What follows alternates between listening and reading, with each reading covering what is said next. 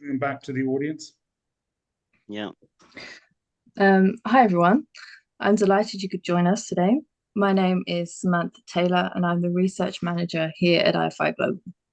Today, we are focusing upon trends and allocations to different private asset classes.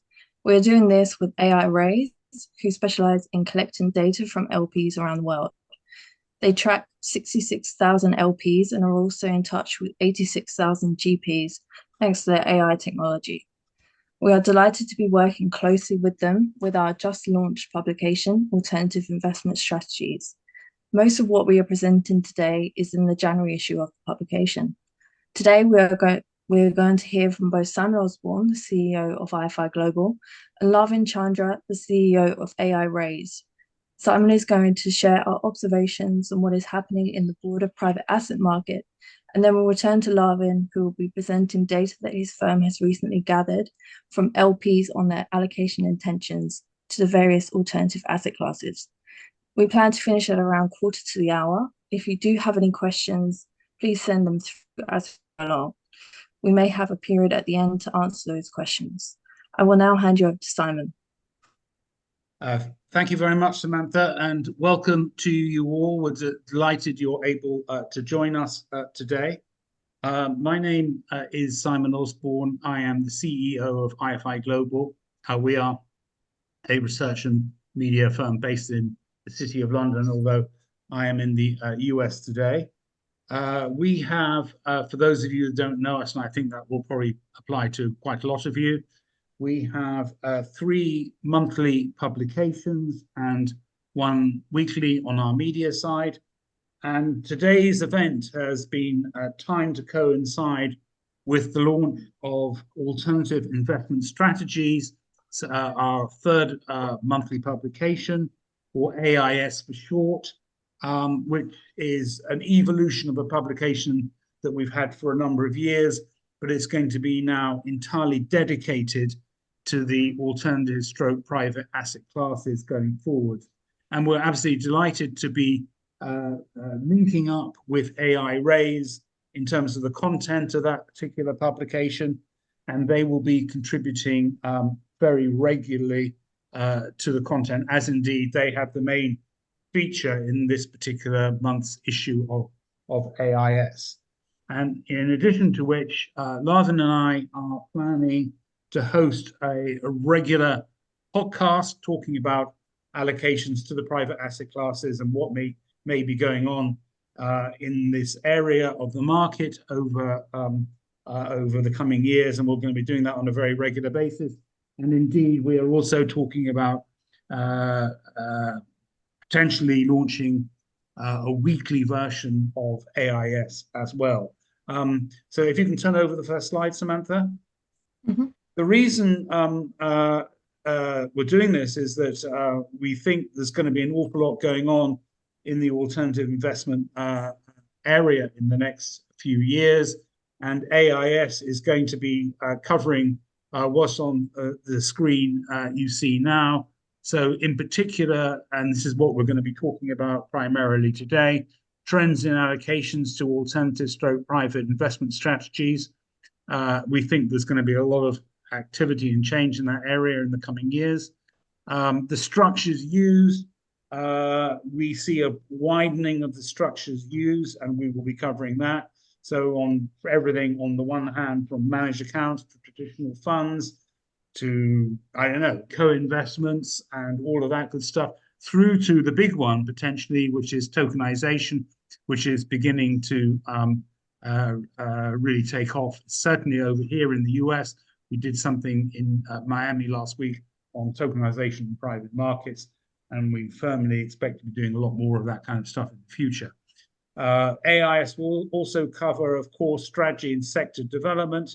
And also we think it's important that it covers the governance of what goes on in the private asset classes, as well as the risk and the regulation as well. So if you could turn the slides over, Samantha, thank you.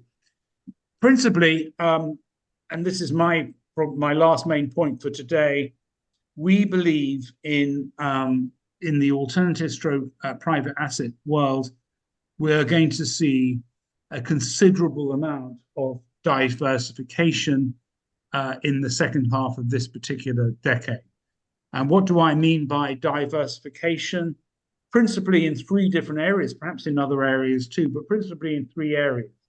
Those three areas are strategy and sector diversification. In other words, if one was thinking about what makes what type of sectors or strategies make up the private asset market going into this particular decade, of course, it would be dominated by private equity, venture capital, real estate, and I'm sure those will still be very prominent by the end of this decade too. But we see other things coming along as well, especially in the sustainable sectors, which are growing extremely strongly in certain parts of them anyway, if not all of them, albeit in some areas like biodiversity and nature from a very, very low base.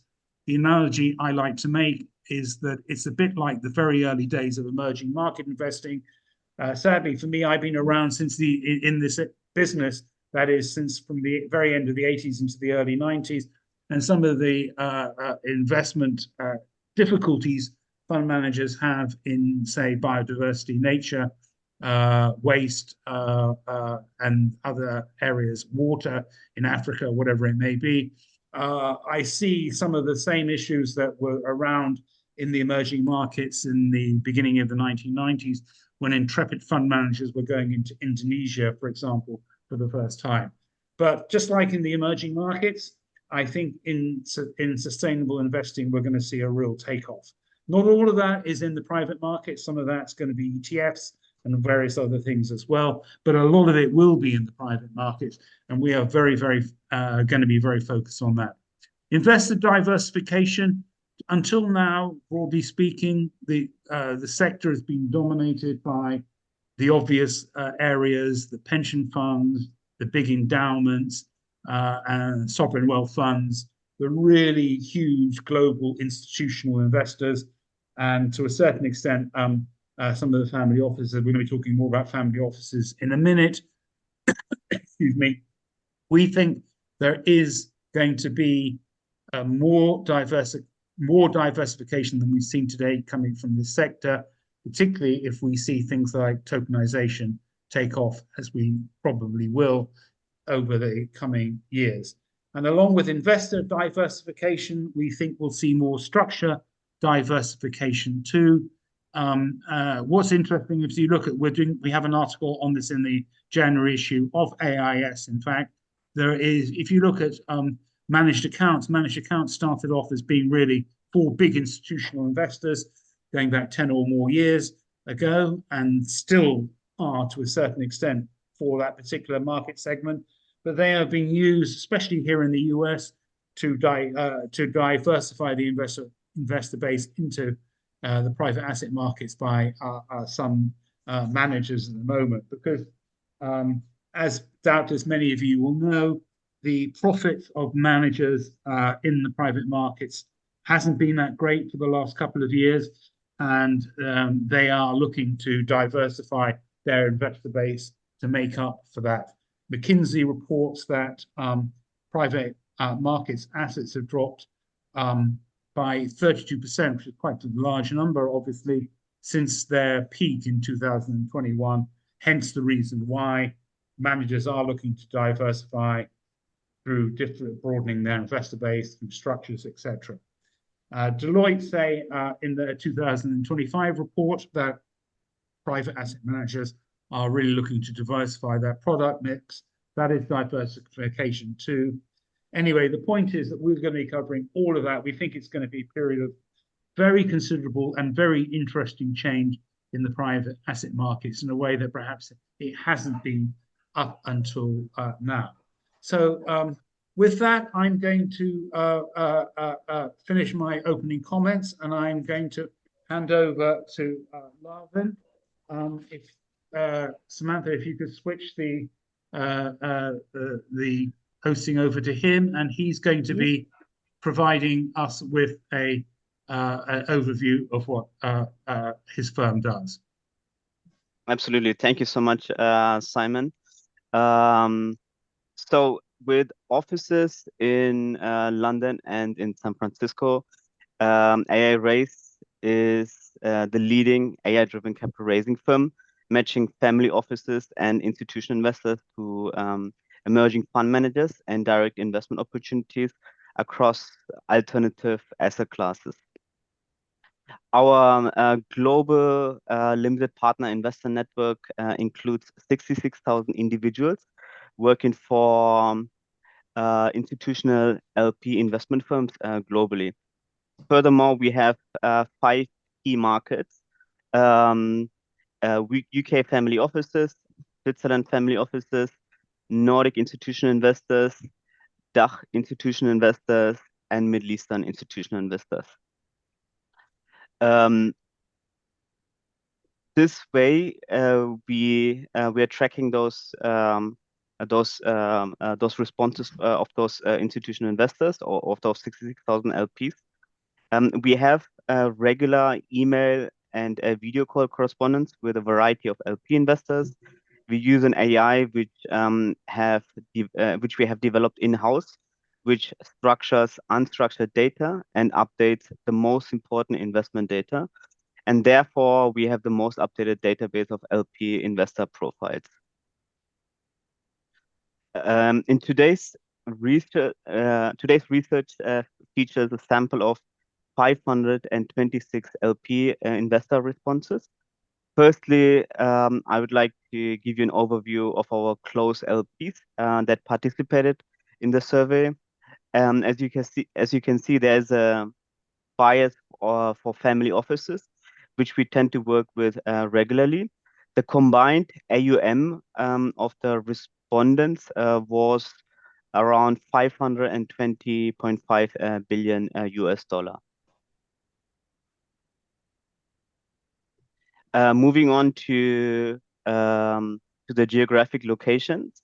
As we can see, most of those LP investors are based in Western Europe with 47%, followed by North and South Europe with 12%, and North America with 25%. The rest of the world accounts for around 16% of those responses. Let's move on to the most important slide. We see continued interest in private equity with 29%. This is followed by venture capital with 22%, and real estate equity strategies with 19%, as well as growth in interest in private debt with 10%. Finally, lower interest in commodities with around 5%, and hedge funds with only 4%. LPs have indicated that 2025 might prove to be a very attractive vintage year for these asset classes. Simon, you mentioned sustainability. We track the ESG requirements. With regards to ESG factors, these continue to play an important role in their investment decision making, although greenwashing has reduced the credibility. Keep that in mind. 55% of LP investors say, nevertheless, that ESG play an important part, and 4% see it favorably.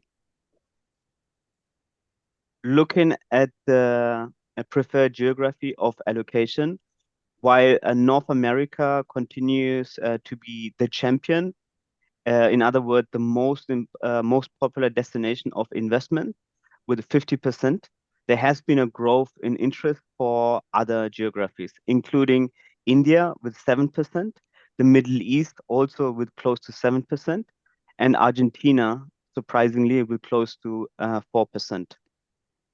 Around 40% of European family offices had a total allocation towards North America. Globally, this number is even higher, which means nearly 50% of all allocations are in the USA and Canada.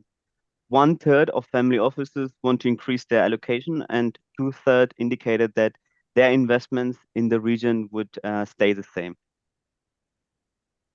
Finally, we collected information on their preferred investment structure. Funds continue to be relevant with 59%. but we are also definitely seeing growth in interest in direct deals and co-investments with 41%.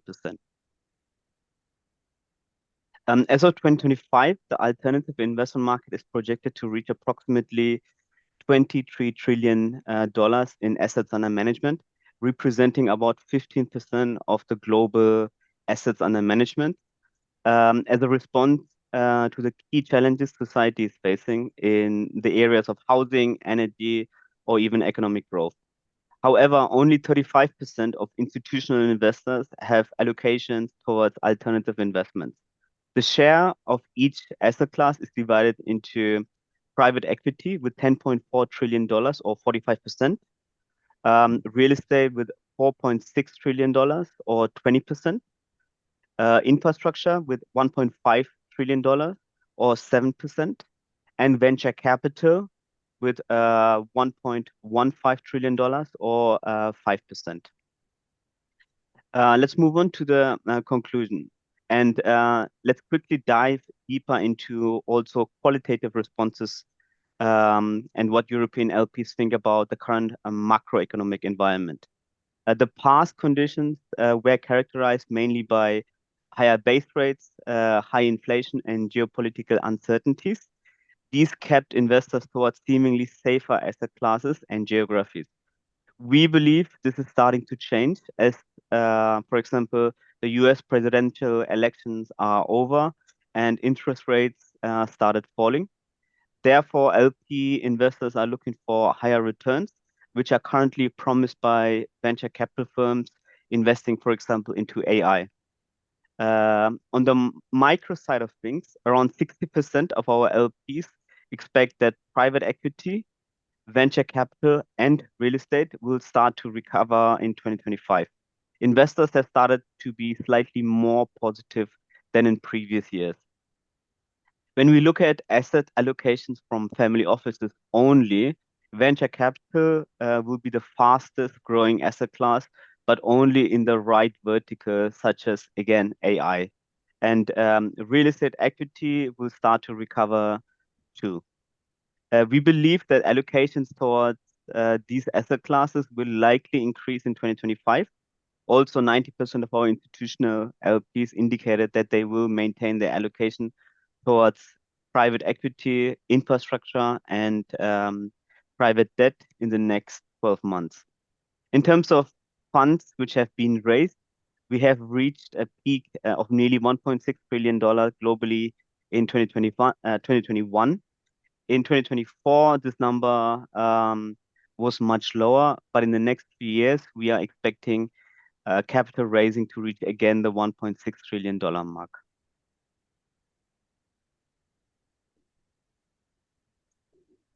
Thank you, Lawin. Before we, you think that's quite a bullish assessment on capital raising going forward. That's because of the interest rate environment. You are expecting that growth to happen because the interest rate environment is going to be more friendly to private equity and some of the other strategies in the market than it has been for the last couple of years. Is that the main reason? It's one of the reasons, but interest rate doesn't necessarily change the perception whether to invest into private equity or not. If the interest rates are lower, then you can raise more equity capital for equity deals. If the interest rates are higher, then you probably raise capital towards debt products because you want to lock in the high interest rate.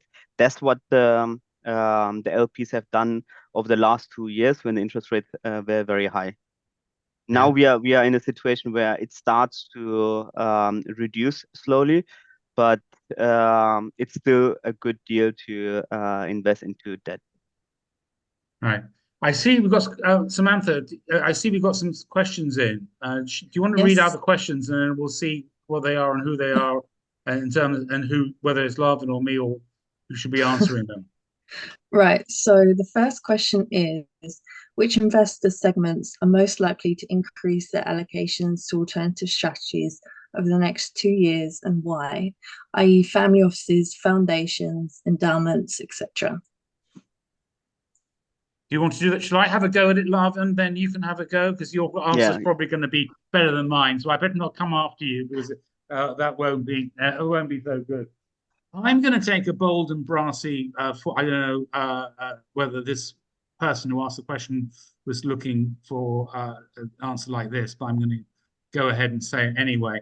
I am very bullish. I can't tell you when this will actually happen, but I'm very bullish that we are going to see the onset of things like tokenization. May not be this year, it may not even be next year, but if we were talking about by the end of this particular decade, I'm very confident there'll be a lot more options for tokenization into various of the private asset classes, and therefore, which investor segment is going to be coming in and is definitely the high net worth or even the retail investor because of the secondary option of buying tokens on markets.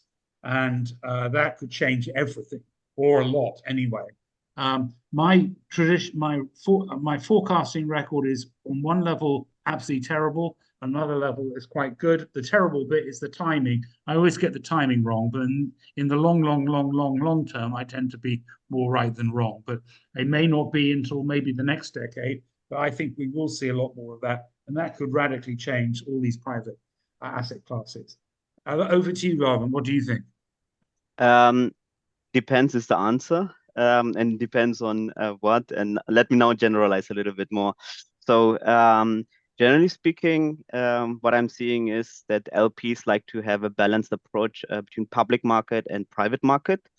Then when we are thinking about private market, we could actually differentiate between, let's say, the new family offices, which are growing steadily in number of employees, in assets under management as well. They are a little bit more bullish towards higher returns. And if the alternative investment market is delivering these high returns, let's say, again, through venture capital, which has done pretty well over the last years, apart from the last 2 years, then we can see more and more capital flowing towards venture capital, tokenization, blockchain, all those new asset classes.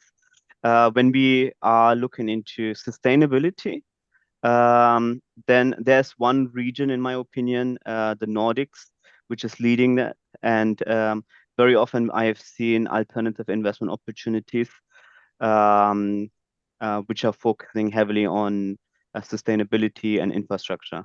So a lot of capital will then flow over there as well. But when we are thinking about only the, let's say, pension funds, fund of funds, what I've seen from them is a bit more security in sort of the highest returns. Okay. Do you want to read out the next question, Samantha? I've Yeah, got some other questions I'm going to do in a minute, but let's do these other ones first. Okay, so the next question is, what changes do you forecast to private asset sectors in the next 3 years? Okay, what changes are we forecasting? Do you want to do that one, Lawin, or? Yeah, I think there is a trend toward new technology investment opportunities. You mentioned again, blockchain is a new technology. A lot of money has flown into that sector. There's still money flowing in because prominent figures such as Donald Trump or Elon Musk are advocating that as a class. But venture capital is just incredibly strong with the returns. And at the same time, real estate is giving some sort of security, even sometimes kind of like false security. And private equity has always done really, really well. Yeah, I think the changes. I stand potentially charged with repeating what I said in answer to the last question. I think we'll see big growth in sustainability, but I won't repeat what I said a few minutes ago on that particular area. So what's the third question we have? I see 3 questions there. Yeah, so the final one is, I hear 401k will be broadened to allow alternatives. Can you comment if it is true, when, and the potential impact? I'd say that I don't know about when 401ks will be allowed in, but what is absolutely happening here in the US is that private equity managers, through various structures, are taking their offerings out in much more into the retail market than they have done ever before. Lawin, I don't suppose you know much about the 401k market here in the US, do you? No, I know. I know.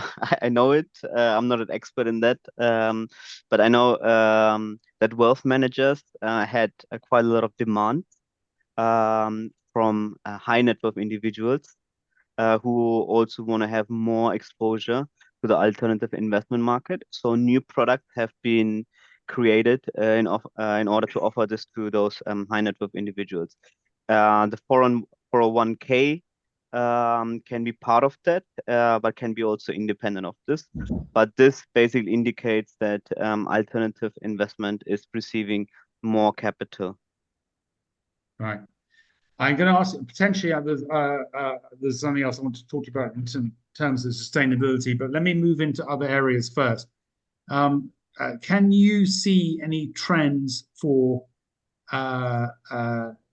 in terms of what you do as a business? I mean, are you able to examine what's happening in terms of interest in different alternative asset strategies by region and by LP category? For example, can you see, is there a difference in what family offices or pension funds or endowments or sovereign wealth funds will do in terms of where they're allocating by region or not? Or is it fairly standard and uniform? No, it's very diverse in my opinion. But again, we can generalize here as well. In terms of family offices, some of the trends what we have seen about them is they're getting bigger and bigger. They have bigger teams. They can start analyzing different kind of investment opportunities which they were not able to analyze in the past. So their assets under management are growing and they're investing into alternatives as direct deal investors. In the past, they had to rely heavily on a fund manager who had a fund and were asking for discretionary capital. This is one trend we have seen. When we go a little bit more towards sustainability, then what we see is some say 100% a must. I think I indicated it was like 55% of those investors we have surveyed. And then the rest of the 41%, they said that they just don't care about this. We also see a difference between the European investors and the US investors or North American investors. Europeans tend to be very bullish towards sustainability, whereas Americans are lagging behind in that strategy. And do you think that was probably not a fair question for you, but I'll ask it anyway. Now that we have a change in the White House of about just over a week ago, and a very strong pushback against environmentalism here in the US, one would have expected that is going to, if anything, is going to grow in the coming couple of few years during the Trump presidency. The trend towards sustainability, you mean? Or the divergence across the Atlantic, with you saying the Europeans are very keen on that, but the Americans have been less so. And now, just in the last 10 days, we have a sort of violently anti-green, anti-environmental president who's just taken over almost like complete power, issuing every day a whole raft of executive orders and so on and so forth. One wonders what that means for environmentalism in the US going forwards. Yeah, I think you're answering your own question. I think the Americans are lagging behind. The Europeans are being led by the Nordics. They are incredibly bullish in terms of sustainability and ESG. They will not stop the Nordics. and there might be a shift in the future. But at the moment, yeah, the Americans, to be honest, what I've heard directly from GPs and LPs, it's just not important for them. Okay. But again, I don't know, would you be able, since there was we wrote something just last weekend in our weekly about this, that there is astonishment, if that's not putting it too strongly, by the Chinese at the fact that the Americans seem to be basically conceding the green tech revolution to the Chinese with the change in the administration, the policies that it is close to certain to be enacting over the foreseeable future in this country. The Chinese have got the field to themselves now. That's before we got into DeepMind and all the other stuff that came out afterwards. And I'm wondering, in terms of what you do, Lawin, in terms of what you can measure, can you see investment from the rest of the world, maybe the Europeans, the more sustainable environmental type Europeans, into Chinese businesses, or is that something that you're not picking up on in terms of what you do? From a European point of view, we have seen there was in the past demand towards China. Now we have geopolitical tensions, which is not so good because money should flow wherever it's supposed to flow to. But the alternative to China for US and European investors is probably India or the Middle East, which somehow becomes attractive. If India and the Middle East get their structuring right, where you not only invest money into that region, but you also pull the money out whenever you want to, then these can be really good hotspots. Well, you can pull money out whenever you want to, one suits in China and India. You can sometimes, and sometimes you can't. Depends on the structure. But what I can say is that what we have seen from the LPs, they always love the US because it's easy to deploy money and it's easy to get the returns back. True. Yeah. Much easier than everywhere else in the world. Right, right. We are going to get into these subjects. As we get into these podcasts we're talking about, we can get into all these things in much more detail. Very interesting areas to cover. So my next question is: are you able, in terms of what you do, to examine what allocations are going in by structure? We've touched upon this a little bit today, but not in much detail. In other words, managed accounts, co-investments, and all the other things. Are you able to do that? Yeah, we can see the preferences and we can see how the LPs have invested in the past. And that's why we were able to basically differentiate between what the different LP types were able to or were interested in. So the family offices want to have direct deals.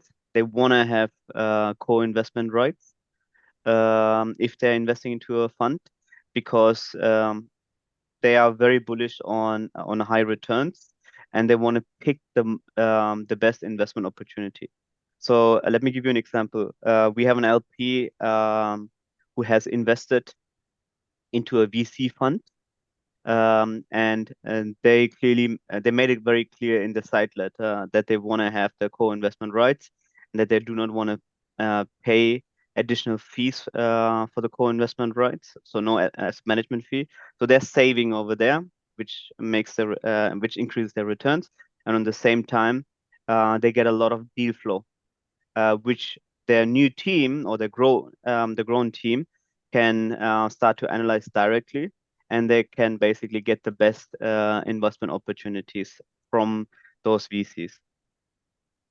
I wonder, this is a sort of long-term, slightly philosophical question, but why not ask it anyway, whether we're going to see, on the one hand, the example you've just given of those kind of co-investment type situations for the the most sophisticated, larger professional investor market because they've got the wherewithal to do it.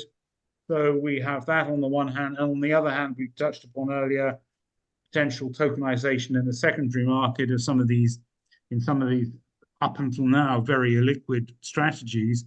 So what's going to happen in the middle to the traditional fund structure, which is where I'm going with this question?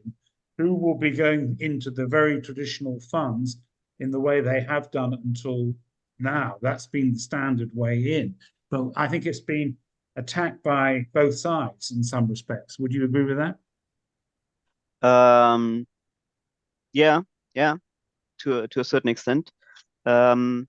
We have seen that more institutional investors, such as pension funds, sovereign wealth funds, fund of funds, still like the fund structure because their due diligence process is quite lengthy, sometimes between 6 and 18 months, depending on the fund and depending on the LP.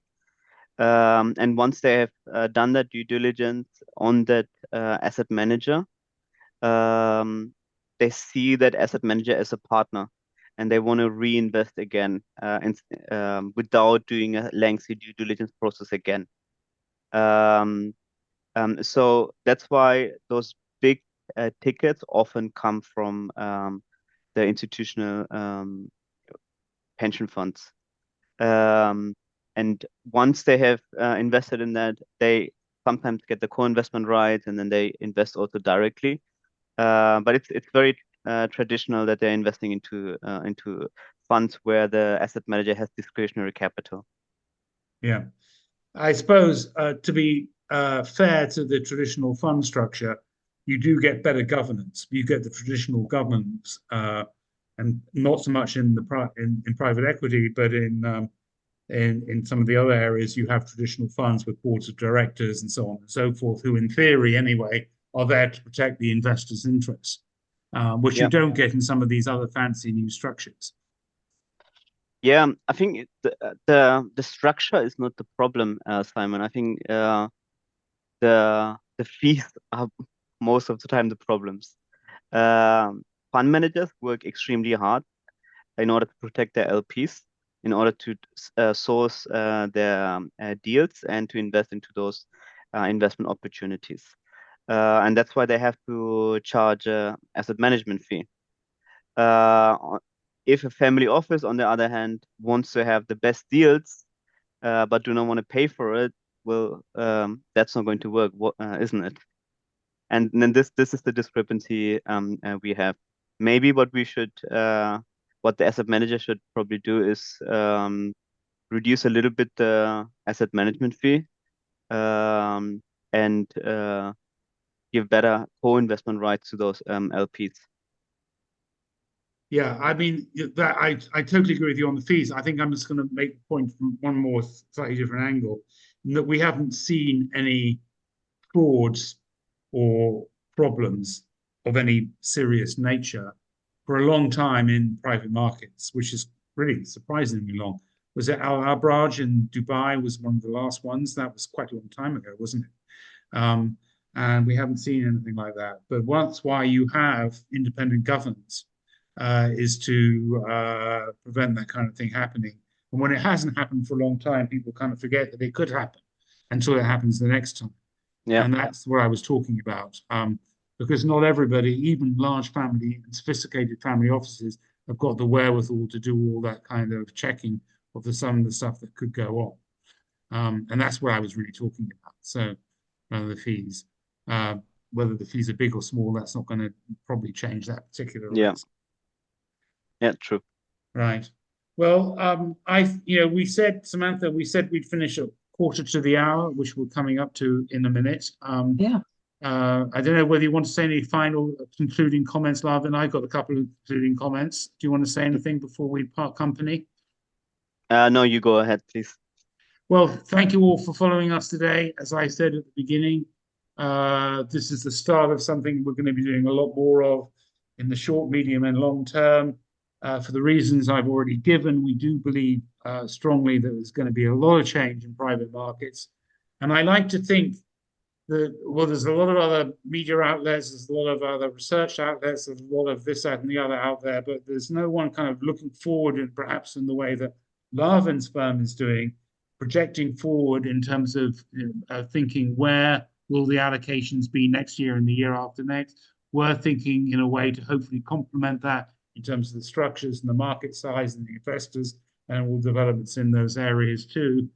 So hopefully we will see you again in the not too distant future. And if you get in touch with us, we'd be delighted to send you the launch issue of AIS, Alternative Investment Strategies, which has some of the data, we have some of the data from Lawin's firm in there and many other things as well.